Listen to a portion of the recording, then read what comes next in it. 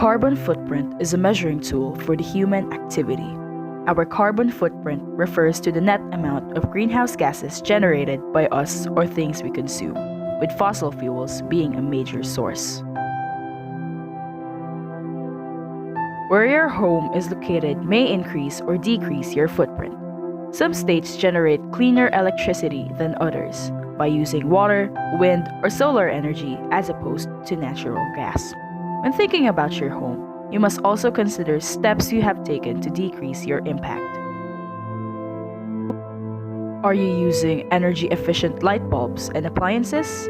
Or are you heating or cooling your home efficiently by installing a programmable thermostat, using proper insulation, or reducing drafts by windows and doors? Perhaps the most obvious activity that may contribute to your carbon footprint is traveling. How often do you drive, and how fuel efficient is your vehicle? Think about how many times in the past year that you have flown.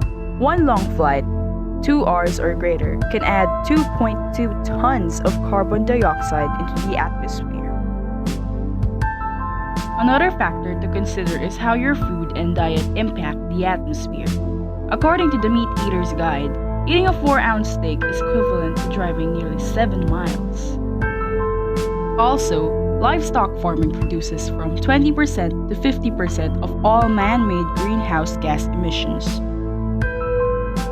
Finally, we need to consider the amount of waste we generate and what we do with that waste. Are you recycling, and is it being recycled locally? If the materials need to travel a long distance to be recycled, we may be negating the benefits of recycling in the first place.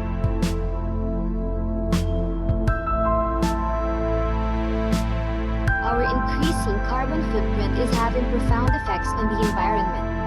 Rising temperatures and shifting precipitation patterns are changing the growing patterns of plants and result in indigenous vegetation moving to increasingly cooler climates.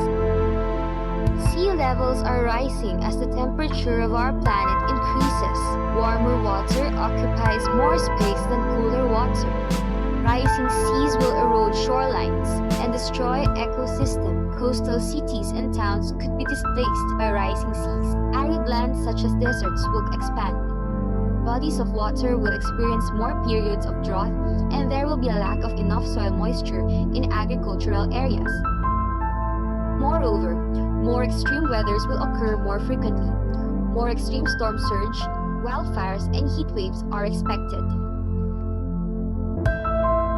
As vegetation shifts climates because of increasing temperatures and shifting weather patterns, wildlife that depends on it will become threatened because it is unable to keep up with the rate at which the climate is changing. For example, migratory birds arrive at their destination to find that food sources, such as plants, that bloom too early or not at all, and melting Arctic ice destroys hunting ground for polar bears. According to the Nature Conservancy, 1/4 of the Earth's species will be headed for extinction in 40 years if climate change increases at its current rate. Our increased carbon footprint has the capacity to harm our health. This agrees are women in agricultural work and children. According to the World Health Organization, climate change is projected to increase the percentage of people in Mali suffering from hunger from 34% to at least 64% 50 years from now. An increase in malnutrition is caused by the result of climate change on food crops, such as drought that interferes with the growing season. Drought also causes diarrheal diseases as access to safe water is compromised. Vector-borne diseases such as malaria are increasing as the temperature increase allows malarious mosquitoes to survive in countries previously too cool for them. Lastly, increased air pollution has caused an increase in respiratory problems as asthma and allergies have increased. The threat posed by our increasing carbon footprint on the economy is significant. Climate change will affect local economies dependent on land and natural resources the most. such as farms that fall victim to lowered crop yields. For example, according to the Nature Conservancy, economic losses due to our increasing carbon footprint and the resulting climate change have threatened the lobster industry in New England as catches have plummeted. In addition, the increase in ocean temperatures is threatening the survival of coral reefs, a $375 billion per year industry.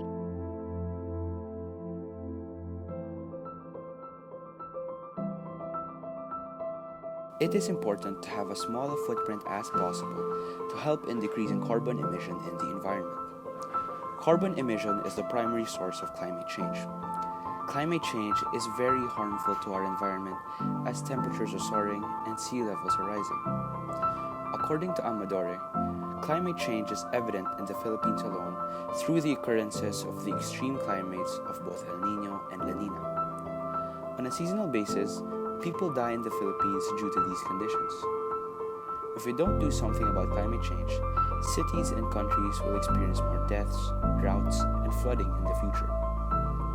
On the other hand, we can start helping save the environment by reducing our carbon footprint. To help save the environment, we should try to live as eco-friendly as possible whenever and wherever we can.